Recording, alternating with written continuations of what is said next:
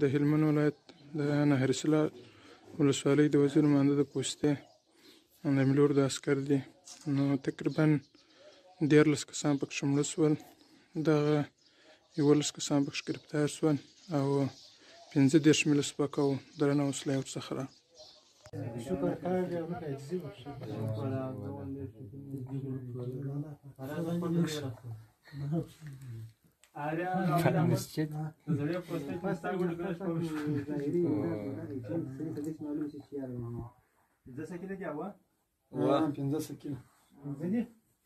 لاندې 2 راکټان دي، 19 کلن یو خلاصه یو دانه غټ دی، نور کوچني دی.